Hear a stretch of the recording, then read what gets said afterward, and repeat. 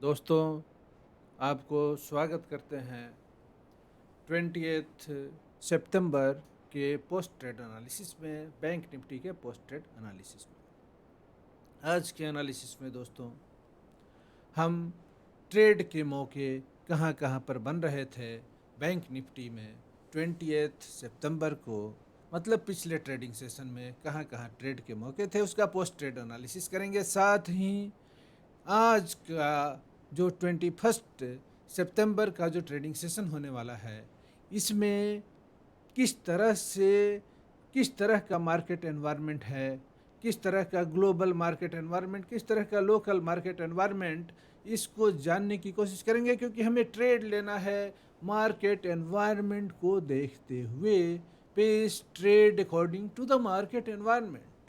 तो ग्लोबल और लोकल दोनों मार्केट एनवायरनमेंट को समझते हुए ट्रेड इनिशिएट करेंगे। जल्दीबाजी में ट्रेड नहीं लेना है, बिना सोचे समझे ट्रेड नहीं लेना है, विजडम के साथ ट्रेड लेना है। यही हमारा चैनल आपको बताने की कोशिश करता है, आपके साथ शेयर करने की कोशिश करता है अपने एक्सपीरियंस को, कि जब भी ट्रेड इनिशिएट करें विजडम के साथ करें। तो दोस्तों, हमारा ग्लोबल मार्केट एनवायरनमेंट अभी कैसा है? तो ग्लोबल मार्केट एनवायरनमेंट में यूरोपियन मार्केट के अधिकांश इंडिसेस को अगर हम देखेंगे, उनके मूवमेंट को देखेंगे, प्राइस एक्शन को उसमें देखेंगे, तो या तो वे एक लेवल पर कंसोलिडेट कर रहे हैं, एक साइडवेज मूवमेंट कर रहे हैं। यूरोपियन मार्केट, अधिकांश मार्केट एक अप ट्रेंड के बाद साइडवेज मूवमेंट कर रहे हैं। अमेरिकन मार्केट की क्या स्थिति है? तो अमेरिकन इंडिसेज भी एक रैली करने के बाद स्टेबिलाइज होकर के थोड़ा सा एक करेक्शन देख सकते हैं, एक छोटा सा करेक्शन देख सकते हैं अमेरिकन इंडिसेज में भी, और यूरोपियन इंडिसेज में भी करेक्शन के बाद स्टेबलाइजेशन चल रहा है, ऐसा अभी दिखाई दे रहा है। साथ ही नास्डक का जो बैंकिंग इंडेक्स है, हमें बैंक निफ्टी में ट्रेड करना है, तो बैंकिंग का एनवायरनमेंट ज़्यादा मैटर करता है हम लोगों के लिए। तो बैंकिंग का माहौल, बैंकिंग सेक्टर का माहौल ग्लोबली क्या है, तो पता चलता है अमेरिकन नास्डक के बैंकिंग इंडेक्स से, जो लगातार कंटिन्यूस डाउन ट्रेंड में है। मतलब अपना उसका जो मूविंग एवरेज एक 21 ईएमए है, 21 एक्सपोनेंशियल मूविंग एवरेज से के पास लगातार रेजिस्टेंस फेस कर रहा है और नीचे की ओर ही मूवमेंट कर रहा है। और पिछले ट्रेडिंग सेशन में, मतलब 28 सितंबर के ट्रेडिंग सेशन में, जो HDFC बैंक 6% की गिरावट देखने को मिली, उसमें अमेरिकन स्टॉक एक्सचेंज में, न्यूयॉर्क स्टॉक एक्सचेंज में HDFC बैंक में 6% की गिरावट आपको देखने को मिली है।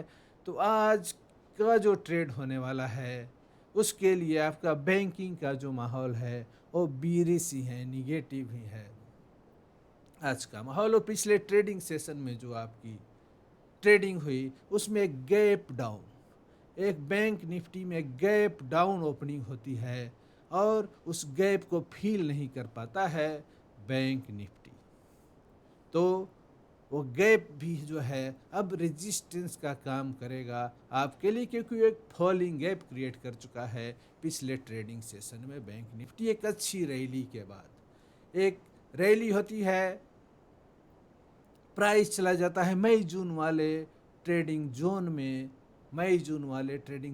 प्राइस चला जाता है, मतलब, और उस जोन में स्टेबलाइज होने के बाद दोबारा प्रीवियस हाई जो है, ऑल टाइम हाई बैंकिंग का, बैंक निफ्टी का, उस ऑल टाइम हाई के पास पहुंचने की कोशिश करता है, मात्र उससे 50 पॉइंट नीचे तक जाता है। और वहाँ से क्या होता है, वहाँ से फिर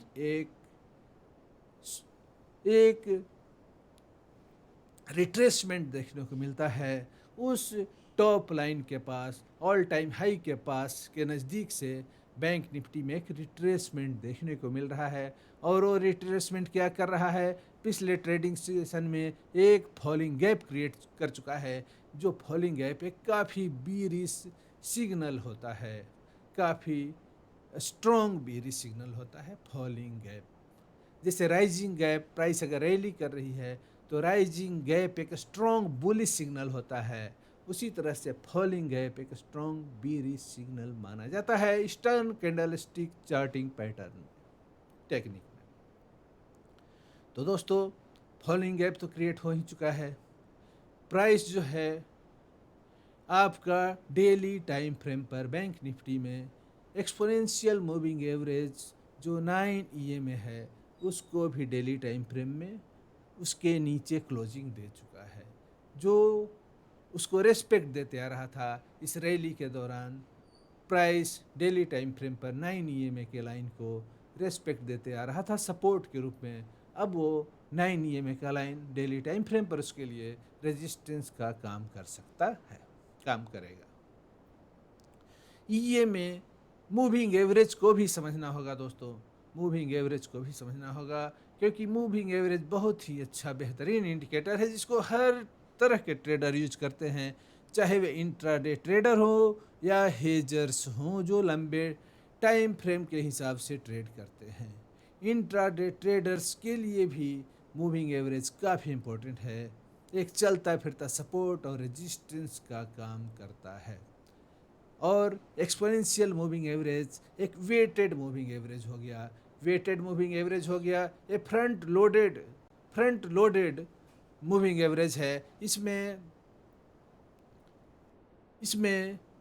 EMA में जैसे जैसे moving average, simple moving average जो है उसमें हर डे के क्लोजिंग को लेते हैं। 5 डे का सिंपल मूविंग एवरेज अगर आपको निकालना है तो 5 डे के क्लोजिंग प्राइस को जोड़ दिए और 5 से डिवाइड कर दिए, वो आपका सिंपल मूविंग एवरेज हो गया। लेकिन एक्सपोनेंशियल मूविंग एवरेज अगर 5 डे का ही लेना है तो उसमें जो रीसेंट डे होगा, जो अभी नज़दीक का दिन होगा, उसका वेट ज़्यादा होता है, उसका वेट ज़्यादा होता है। जैसे जैसे पिछला दिन होते जाता है बैक डेज का वेट कमते जाता है। तो एक वेटेड मूविंग एवरेज है और फ्रंट लोडेड है, मतलब जो नज़दीक का डे है, जो रीसेंट डे है, जैसे 20th आज के लिए अगर 20th सितंबर का जो दिन है उसका क्लोजिंग प्राइस का वेट ज़्यादा रहेगा एक्सपोनेंशियल मूविंग एवरेज में। तो ये ज़्यादा सटीकता इसमें रहती है एक्सपोनेंशियल मूविंग एवरेज में। इस पर चर्चा और अगले एनालिसिस में हम करेंगे। तो दोस्तों, एक्सपोनेंशियल मूविंग एवरेज का भी यूज करेंगे 1 2 3। यहाँ पर हम 9 day EMA, 9 period EMA, 21 period EMA और 34 पीरियड EMA, जो फिबोनाची नंबर है 9 21 34, इसका हम यूज करेंगे सपोर्ट के रूप में, रेजिस्टेंस के रूप में देखेंगे कि प्राइस उसके ऊपर ट्रेड कर रहा है कि उसके नीचे ट्रेड कर रहा है। तो अभी हम आपको ले चलते हैं सीधे अपने ट्रेडिंग टर्मिनल पर, जिसमें हम बैंक निफ्टी में किस तरह का सिचुएशन रहा उसको समझने की कोशिश करेंगे। तो अभी आपके सामने जो चार्ट पैटर्न है वो डेली टाइम फ्रेम पर है। ये देख सकते हैं डेली टाइम फ्रेम पर किस तरह से गैप क्रिएट हो चुका है। एक 45,749 से लेकर के 45,902। देखिए कितनी अच्छी रैली होती है, कितनी अच्छी रैली होने के बाद, इस रैली के बाद देख सकते हैं यहाँ से किस तरह से प्राइस रैली किया। इस रैली के बाद यहाँ पर किस तरह से गैप क्रिएट हो चुका है, पिछले ट्रेडिंग सेशन में ये गैप क्रिएट हो चुका है। इस गैप को देख सकते हैं 45,750 से लेकर के 45,900 टू 150 पॉइंट का गैप क्रिएट कर चुका है प्राइस। ओपनिंग तो इस लेवल पर होती है, काफ़ी नीचे होती है ओपनिंग इसका आप देख सकते हैं। प्राइस ओपन हुआ 45,493 पर ओपन हुआ पिछले ट्रेडिंग सेशन में, 28 सितंबर के ट्रेडिंग सेशन में 45,493, मतलब 45,500 के लेवल पर ओपनिंग होती है। प्राइस ऊपर जाने की कोशिश करता है लेकिन 45,749 पर रेजिस्टेंस फेस करता है। काफ़ी स्ट्रॉन्ग सेलिंग आती है, इतना बड़ा बेयरिश वीक बनता है, आप देख सकते हैं कितना बड़ा बेयरिश वीक है। और इस तरह से प्राइस लो भी लगाता है, 45,384 का लो बनाता है, 45,287 का लो क्रिएट करता है, और फिर क्लोजिंग हो जाती है इस कैंडल की 45,384 पर क्लोजिंग हो जाती है, 44,384 पर क्लोजिंग हो जाती है, 44,276 का लो भी बनाता है। तो ये आपका डेली टाइम फ्रेम का कैंडल है। देख सकते हैं आरएसआई का मूवमेंट किस तरह से आरएसआई पहुंच चुका था, ओवरबाउट हो चुका था। आरएसआई यहाँ बता रहा है, इंडिकेट कर रहा है इंडिकेटर आपको कि मार्केट ओवरबाउट हो चुका है, ओवरबाउट हो चुका है। यहाँ पर पैटर्न देख सकते हैं किस तरह से इवनिंग स्टार पैटर्न का वेरिएशन आपको देखने को मिलता है। यहाँ पर किस तरह से इवनिंग स्टार पैटर्न का वेरिएशन देखने को मिलता है। और इस पैटर्न के बाद ये पैटर्न कहाँ बनता है, ये ऑल टाइम हाई का लेवल है बैंक निफ्टी का। देखिए previous high, all time high के लेवल तक जाता है। प्राइस यहाँ से रैली करता हुआ इस डाउन ट्रेंड के बाद, इस डिसेंट के बाद, प्राइस में जो डिसेंट आती है, प्राइस में जो यहाँ से जो डिसेंट आता है, इस डिसेंट के बाद प्राइस यहाँ क्या करता है, प्राइस जो रैली करता है दोबारा इस लेवल तक आने की कोशिश करता है, और यहाँ पर फिर इवनिंग स्टार पैटर्न, और उसके बाद गैप, फॉलिंग गैप क्रिएट कर चुका है। अब एक गैप इसके लिए रेजिस्टेंस का काम करेगा, यही गैप अब इसके लिए स्ट्रॉन्ग रेजिस्टेंस का काम करेगा। तो अभी आपके सामने ग्लोबल मार्केट जो है, ग्लोबल मार्केट का जो एनवायरनमेंट है ग्लोबली, वो निगेटिव ही है, बेरिश ही है, और एक गैप जो क्रिएट हो चुका है चार्ट पर, वो भी आपको बेरिश सिग्नल ही क्रिएट कर रहा है। तो आज क्या हो सकता है, किस तरह का ट्रेडिंग हो सकता है, तो आज के ट्रेडिंग सेशन में दोस्तों, आज के ट्रेडिंग सेशन में क्या उम्मीद है, क्या रेंज बना सकता है प्राइस। तो ऊपर प्राइस जो है, हमें यही उम्मीद है कि प्राइस जो है वो, ये जो मूविंग एवरेज आपको रेड कलर का जो एक्सपोनेंशियल मूविंग एवरेज है, EMA 21 है, और एक ग्रीन कलर का जो लाइन देख रहे हैं चार्ट पर, वो EMA 34 है, और एक ब्लू कलर का जो लाइन है वो EMA 9 है। एक्सपोनेंशियल मूविंग एवरेज 9 डे का है। देखिए 9 डे को पेनेट्रेट करते हुए, पंक्चर करते हुए इसके नीचे क्लोजिंग दे चुका है इस गैप क्रिएट करने के बाद प्राइस। अब प्राइस क्या कर सकता है, तो 21 EMA के लाइन पर ये जो एक्सपोनेंशियल मूविंग एवरेज 21 डे का है, यहाँ पर प्राइस सपोर्ट फेस कर सकता है। तो ये कहाँ पर इंडिकेट कर रहा है, ये इंडिकेट कर रहा है आपको 45,160। तो 45,160 पर प्राइस सपोर्ट लेने की कोशिश कर सकता है। और EMA 34 क्या बता रहा है, आपका अगला सपोर्ट 45,000 हो सकता है। तो प्राइस का करंट सपोर्ट क्या है, करेंटली प्राइस आपको, प्राइस का EMA के हिसाब से अगर देखें, एक्सपोनेंशियल मूविंग एवरेज के हिसाब से देखें, तो आपका फर्स्ट सपोर्ट आज के ट्रेडिंग सेशन के लिए, 21 सितंबर के ट्रेडिंग सेशन के लिए 45,160 हो सकता है, और उसके आगे का जो आपका सपोर्ट है S2, वो 44,987 हो सकता है।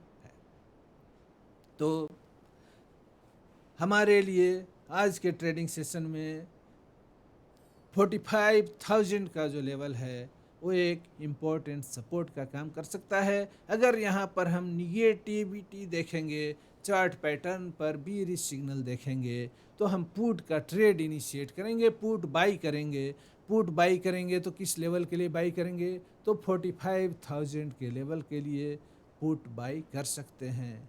यहाँ हम कॉल बाइंग को अवॉइड करने की कोशिश करेंगे। आज के ट्रेडिंग सेशन में हम बीरिश मौके की तलाश में ही रहेंगे, क्योंकि ग्लोबल मार्केट सेंटिमेंट भी निगेटिव है। साथ ही ग्लोबल HDFC बैंक भी 6% का गिरावट दिखला चुका है न्यूयॉर्क स्टॉक एक्सचेंज में। तो इस तरह से हमें तलाश होगी बीरिश मौके की। हम फॉल के प्राइस डिसेंट की इंडिकेशन को ज़्यादा समझने की, ज़्यादा वेट देने की कोशिश करेंगे। तो देखेंगे कि प्राइस किस तरह से रिएक्ट कर रहा है, मूविंग एवरेज के पास किस तरह से रिएक्ट कर रहा है, किस तरह के कैंडलस्टिक पैटर्न बन रहे हैं। केवल मूविंग एवरेज के हिसाब से ही ट्रेड नहीं लेंगे। ये देखिए किस तरह से प्राइस इस लेवल पर मूविंग एवरेज को, सारे मूविंग एवरेज को, इस ग्रीन कैंडल से 7 सितंबर के कैंडल को देखिए किस तरह से, कितना बुलिश कैंडल के साथ इसको क्रॉस किया और इसके ऊपर क्लोजिंग दिया तो किस तरह से रैली आती है, किस तरह से प्राइस इस ब्लू कलर का जो लाइन है आपका 9 EMH को किस तरह से सपोर्ट करता है और किस तरह से कितनी स्ट्रांग रैली आती है। फिर यहाँ पर कैंडलस्टिक पैटर्न जो निगेटिव पैटर्न जो बना इवनिंग स्टार, उसके बाद देखिए किस तरह से फॉलिंग गैप के साथ ये पिछला ट्रेडिंग सेशन रहा। अब इस ट्रेडिंग सेशन में कहाँ किस तरह का, इसको हम 1 आवरली टाइम फ्रेम पर अब देखते हैं कि किस तरह का मार्केट एनवायरनमेंट था आपका। ये देखिए आवरली टाइम फ्रेम पर इसी चार्ट को आपको 7 कैंडल में डिवाइड हो गया, एक डेली कैंडल 7 कैंडल में डिवाइड हो गया। इस तरह से ट्रेडिंग हुई। कितना अच्छा बीरिश पुट बाइंग का मौका था पिछले ट्रेडिंग सेशन में। आप देख सकते हैं इसके कितना अच्छा फॉलिंग है जो बीरिश सिग्नल दे रहा था। उसके बाद इतना बड़ा bearish week, hourly time frame पर है, कितना बड़ा बीरिश वीक फर्स्ट आवर के कैंडल में ये सिग्नल दे रहा था कि मार्केट जो है वो बियर इन कंट्रोल है, मार्केट बियर इन कंट्रोल हो चुका है, पूरी तरह से बियर इन कंट्रोल हो चुका है मार्केट। अब यहाँ पर हम क्या करेंगे, कॉल बाई करेंगे कि पुट बाई करेंगे? यहाँ पर हम पुट बाई करेंगे क्योंकि मार्केट बियर इन कंट्रोल है। और यहाँ पर पुट बाइंग करने के बाद कितना बेहतरीन मौका आपको पुट का ट्रेड पूरे दिन मिला, ये देख सकते हैं यहाँ पर। उसके बाद अभी यहाँ पर क्या सिचुएशन है, अभी जो सिचुएशन है RSI बता रहा है कि मार्केट ओवरसोल्ड हो चुका है। ओवरसोल्ड सिचुएशन में क्या पोजीशन है यहाँ पर, तो एक राउंड बॉटम पैटर्न फॉर्मेशन में है, राउंड बॉटम पैटर्न फॉर्मेशन में है जो एक बुलिश सिग्नल है। लेकिन इस पैटर्न के फॉर्मेशन से ही हम ट्रेड नहीं ले लेंगे, बुलिश ट्रेड, कॉल का ट्रेड। प्राइस 45,287 पर सपोर्ट ले रहा है, ये प्रीवियस पहले भी सपोर्ट का काम कर चुका है, उसी लेवल पर ये सपोर्ट लेने की कोशिश कर रहा है। तो यहाँ पर राउंड बॉटम पैटर्न का फॉर्मेशन हो रहा है। लेकिन मूविंग एवरेज का जो लाइन आप देख सकते हैं 9 EMA, 21 EMA और 34 EMA, ये रेजिस्टेंस का काम करेगा। साथ ही जो फॉलिंग गैप है वो भी प्राइस के लिए रेजिस्टेंस का काम करेगा। तो अगर कॉल साइड का छोटा सा ट्रेड भी लेते हैं तो इस मूविंग एवरेज लाइन के पास किस तरह से प्राइस रिएक्ट करता है, इस रेजिस्टेंस लाइन के पास, उस रिएक्शन को देखेंगे, वॉचफुल रहेंगे। और वहाँ पर अगर कोई बीरिश सिग्नल मिलता है तो तुरंत एग्जिट करने की कोशिश करेंगे। हम तब तक कॉल के ट्रेड को इनिशिएट नहीं करेंगे जब तक प्राइस इस मूविंग एवरेज को क्रॉस न कर जाए और उसके ऊपर क्लोजिंग न दे दे। प्राइस जब मूविंग एवरेज के ऊपर क्लोजिंग दे देगा तब हम कॉल का ट्रेड लेंगे। तो ये जो सारे EMAs है, इसमें जो शॉर्टर टर्म का जो EMA है, जैसे 9 EMA अगर क्रॉस कर देता है नीचे से 21 EMA को तो स्ट्रॉन्ग बुलिश सिग्नल होता है कि शॉर्टर टाइम फ्रेम का EMA हायर टाइम फ्रेम के EMA को नीचे से ऊपर की ओर क्रॉस दिया, ये बुलिश क्रॉस हुआ। इसको गोल्डन क्रॉस भी कहा जाता है ईस्टर्न चार्टिंग टेक्निक में। और यहाँ पर देखिए ये जो क्रॉस ओवर हुआ, ये ब्लू कलर का लाइन रेड कलर के लाइन को ऊपर से नीचे क्रॉस किया, मतलब शॉर्टर टाइम फ्रेम का मूविंग एवरेज, शॉर्टर पीरियड का मूविंग एवरेज हायर पीरियड के मूविंग एवरेज को ऊपर से नीचे की ओर क्रॉस देता है। इसको डेथ क्रॉस कहा जाता है। यहाँ पर डेथ क्रॉस का सिग्नल, जिसको जैपनीज लोग कहते हैं, इसको डेथ क्रॉस कहते हैं, ये निगेटिव सिग्नल है, एक बीरिश सिग्नल है। तो अभी चार्ट पर आपके सामने क्या है, EMA का सिग्नल एक बीरिश सिग्नल है। और देखिए उसके बाद किस तरह से फॉल आती है, एक फॉलिंग गैप के बाद इस तरह से प्राइस एक्शन होता है। एक बीरिश ट्रेड रहता है, पुट बाइंग का ट्रेड रहता है, बहुत ही बेहतरीन मौका रहता है। तो कॉल बाइंग में तभी जाएंगे जब ये 9 EMA का लाइन 21 EMA के लाइन को, मतलब शॉर्टर पीरियड का मूविंग एवरेज हायर पीरियड के मूविंग एवरेज को नीचे से ऊपर की ओर क्रॉस कर देता है। एक क्रॉस ओवर गोल्डन क्रॉस माना जाता है, मतलब बुल्स के कंट्रोल को, बुल्स के पावर को डिपिक्ट करता है। और केवल क्रॉस ओवर पर ही नहीं चलेंगे, साथ ही कैंडल स्टिक पैटर्न को भी देखेंगे। कैंडल स्टिक पैटर्न भी अगर बुलिश है और यहाँ पर हमको गोल्डन क्रॉस भी मिलता है, मतलब बुलिश क्रॉसओवर भी मिलता है, मतलब प्राइस इसके ऊपर क्लोजिंग दे देता है, मूविंग एवरेज के ऊपर क्लोजिंग देने लगता है, तब हम कॉल साइड के ट्रेड में जाएंगे। नहीं तो अगर कैंडल स्टिक पैटर्न यहाँ पर बुलिश भी बन रहा हो और प्राइस अगर मूविंग एवरेज के नीचे है, तो हम ट्रेड को अवॉइड करने की कोशिश करेंगे, बुलिश ट्रेड को, क्योंकि प्राइस बुलिश पैटर्न बनाने के बाद फिर यहाँ पर रेजिस्टेंस फेस करेगा और फिर नीचे आएगा। इस तरह से दोस्तों आप इसको अगर 15 मिनट के टाइम फ्रेम पर कन्वर्ट करते हैं तो आपको और बेहतरीन ट्रेड के मौके नज़र आ सकते हैं। देखिए आपका फर्स्ट 15 मिनट का कैंडल कितना गैप बनाने के बाद नीचे प्राइस ओपन होता है, फिर बुल्स इसको ऊपर ले जाने की कोशिश करते हैं और यहाँ पर 2G कैंडल का फॉर्मेशन होने लगता है, जो बताता है कि बुल्स अपना स्ट्रेंथ लूज कर चुके हैं। और इसके बाद ए बीरिश कैंडल ये देख सकते हैं किस तरह का पैटर्न बना। एक यहाँ पर टावर टॉप पैटर्न आपको दिखाई देता है, इतने बड़े फॉलिंग गैप के बाद एक टावर टॉप पैटर्न दिखाई देता है। यहाँ पर बताता है कि market bulls in control, bears in control ही है। ये मूविंग है, ये RSI भी आपको डिपिक्ट कर रहा है कि मार्केट क्या है। ये जो RSI का वैल्यू है 50 से नीचे है, मतलब बुल बियर्स का स्ट्रेंथ ज़्यादा है, ये डिपिक्ट कर रहा है। मार्केट ओवर सोल्ड है, मार्केट ओवर सोल्ड है। और इस तरह से प्राइस देखिए EMA को कैसे रिस्पेक्ट दे रहा है। ये जो 9 EMA है, 21 EMA है और ये 34 EMA है। तो देखिए किस तरह से 9 EMA के पास बार बार रेजिस्टेंस फेस करा है। यहाँ पर फिर राउंड बॉटम पैटर्न बनाने की कोशिश करता है, जो बुलिश पैटर्न है, कैंडल स्टिक पैटर्न, लेकिन फिर यहाँ पर देखिए रेजिस्टेंस फेस किया, प्राइस फिर नीचे आया। तो कितना बेहतरीन ट्रेड का मौका था, पुट बाइंग का मौका था आपके सामने 45,749 पर। जब इतने बड़े गैप के बाद प्राइस एक बुलिश कैंडल के बाद इस तरह से 2G कैंडल का फॉर्मेशन करने लगे, तो हम समझ जाएंगे कि ट्रेडर जो हैं वो बुल्स का स्ट्रेंथ ज़्यादा नहीं है, मार्केट बियर्स इन कंट्रोल है। और यहाँ पर अगर हम पुट बाइंग करते तो कितना बेहतरीन 600%, 700% का मुनाफा हुआ पिछले ट्रेडिंग सेशन में पुट बायर्स को। तो दोस्तों इस तरह से हम ट्रेड लेंगे। आज के ट्रेड एनालिसिस में इतना ही। अगले ट्रेड एनालिसिस में हम आपसे फिर मिलेंगे। अगर आपको ये एनालिसिस अच्छा लगा हो तो वीडियो को लाइक करेंगे, चैनल को अगर सब्सक्राइब न किए हों तो चैनल को सब्सक्राइब करेंगे, ज़्यादा से ज़्यादा अपने दोस्तों में भी शेयर करने की कोशिश करेंगे ताकि वो लोग भी इस एनालिसिस से बेनिफिटेड हो सकें। अब से हम रेगुलर कंटेंट डालने की कोशिश करेंगे। कुछ गैप हो जा रहा है, इसके लिए आपसे क्षमा प्रार्थी हैं दोस्तों। धन्यवाद दोस्तों, इस चैनल को वॉच करने के लिए धन्यवाद।